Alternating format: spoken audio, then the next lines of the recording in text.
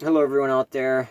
Just making a quick video here about the transit vans. I've got a 2017 medium roof long wheelbase, not that that matters. But what I'm talking about here is putting extra batteries in the back so you can run stuff and charging them off your alternator. Main point being, I did a lot of research online and was reading the transit forums and this and that, and the questions were, you know, a lot of guys were like, well, does it have a smart alternator or not? Does alternator got enough capacity? Well, it is a 150 amp alternator, which is plenty to put out to charge the front battery and a couple rear batteries. I've got two 6-volt golf cart batteries in the back, 215 amp hours each, but in series it's just 215 amp hours. So you got 12 volts. I'm an HVAC tech. So I'm pretty good mechanically inclined and electrically with stuff like that. But I will tell you, I run voltage sensing relay, and I run 2 different sets of lights. I run a small inverter here. You can see it's 1200 watts, I believe, 1200 watts. That I'll run a shop vac off, charge batteries off, stuff like that. I also run my max fan in the ceiling.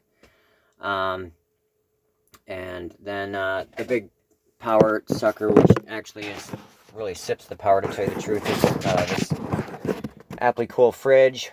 I've been extremely impressed with that. That runs 24/7, 365. I run it at like 34 degrees.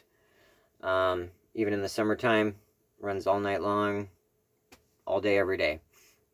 Also, it runs my stereo amplifier. Most of the time, though, I suppose that's only on when the truck's running.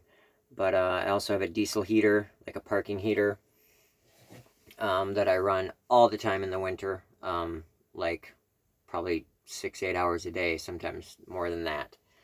That thing starts up, probably draws 5 to 10 amps for the first 4 or 5 minutes until the flame gets established, and then it drops down to about 3 amps, I'd say, because you're just running the fan after that.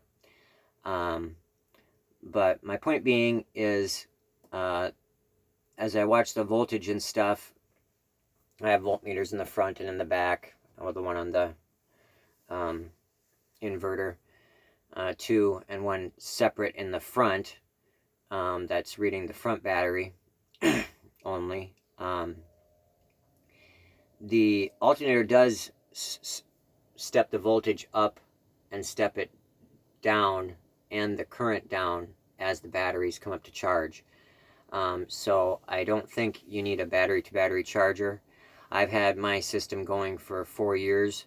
The first set of batteries lasted 4 years. I've just put my second set in now. They're just the cheap Duracells from Sam's Club, the black ones, 215 amp hour, which I think I said before.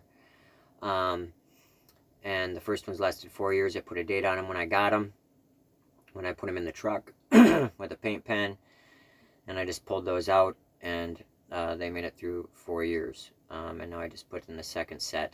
I just put in a Victron battery monitor, BMV 702, which gives me a lot more accurate readings. It just gives you like amp hours used, the watts being used, tells you when your batteries are fully charged, and this and that. It doesn't stop the batteries from charging at that point, but I can tell you when it gets to where it says the batteries are fully charged, the watts going into the batteries, the truck's alternator has stepped it down big time by then. So it is sensing that on its own. So you don't need a battery-to-battery charger in these transits. You can get away with just a voltage sensing relay. You know, that's 35 to 50 bucks on eBay or Amazon. I had 2 of them. The first one was just last like a year or two, and then it went bad, so I put in another cheap one. and it's been fine since then. I run mostly 4-gauge wire, you know, stereo wire, and you know, a lot of conductors, copper, and then I did have some 2-gauge 2-gauge aluminum wire that I just ran, that I ripped off a piece of jumper cables to run to the back from my shunt, from the 2 batteries and the battery monitor, excuse me. And that's probably maybe like a 10-12 foot run at the most. Okay. What else would I say? Anyways, I guess that's just my point that I'd like to share, because I was kind of concerned about a lot of that stuff when I first put it in. Now I've had plenty of experience with it here for a while, and hopefully it can answer a few people's questions and save them some money. So if you're wanting to have some stuff in the back of your unit, go for it. I will tell you, that little APLICOOL fridge, you can buy that thing for about $225, $250. I don't know, maybe they're $275 now on Amazon, but I've also had that for 4 years.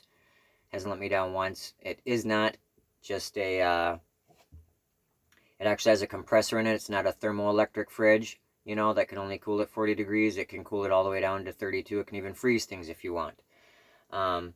So it actually has a compressor in it and runs off DC. So that thing does a great job for the money. I'd really recommend it. It's, I wish I knew what model number it was, because it fits on the shelves in here perfectly. It's like 12.75 inches deep. You know, most of these shelves are like 11 or 13 inches deep. Get one with the lid on the top so you can open it up when you set it on your shelf. And I fit, it easily fits probably like 15-16 pops in there. And you can also fit, I've had a half-gallon milk jug in there, and you can still shut the top on it, and still have some snacks in there and stuff. But anyways, I was just wanting to share that with the community. The diesel heaters off eBay, those are pretty sweet too. My truck's gas, so I have a little diesel tank over here behind my toolbox. And that thing, it really sips the diesel. It holds about 2.5 gallons, and I can run that thing 8-10 hours a day for probably about 2-3 days on that in the winter at full bore, which is putting out about 18,000 BTUs, 15 to 18,000 BTUs depending on where you're running it at. If you run it a little lighter, more like 4.5 hertz, you're not going to carbon it up so fast. I tend to get about a year and a half out of them, and then they carbon up on the inside, but that's, I kind of end up pushing them more like 5.6 hertz, 5.7 hertz when it's really cold out in the middle of the winter. This is up in Minnesota, Minneapolis, Minnesota. So, all right, just figured I'd share that with everyone. Have a good night. Take it easy, fellas.